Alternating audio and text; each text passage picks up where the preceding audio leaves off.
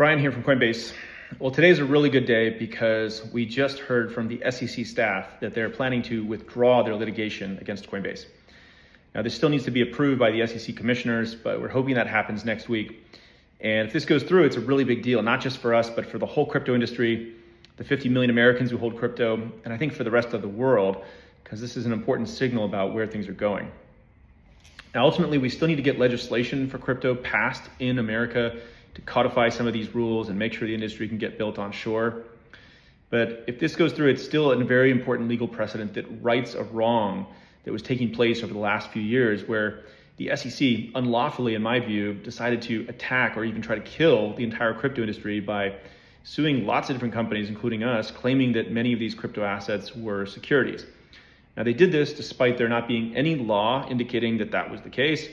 They didn't publish any clear rules to the industry, and in our situation, they actually had allowed us to become a public company just a few years prior, where they looked at everything we were doing and our listing standards, and they got comfortable enough to allow us to become a public company.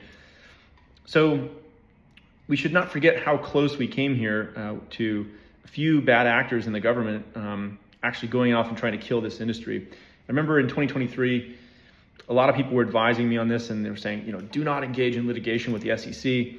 It's going to cost you tens of millions of dollars. It's going to put downward pressure on your stock price. It's going to spook public market investors. And, number three, the SEC might fight dirty and pressure other companies not to work with you, which unfortunately did happen in a couple cases.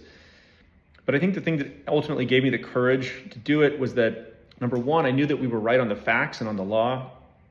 Number two, if we didn't stand up to this bullying, it might have been the end of the crypto industry in America, because not as many other companies had deep pockets like we did. And ultimately, we had to spend about $50 million defending this case.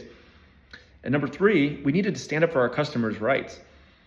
They weren't doing anything wrong, and they wanted to use this technology. This is America.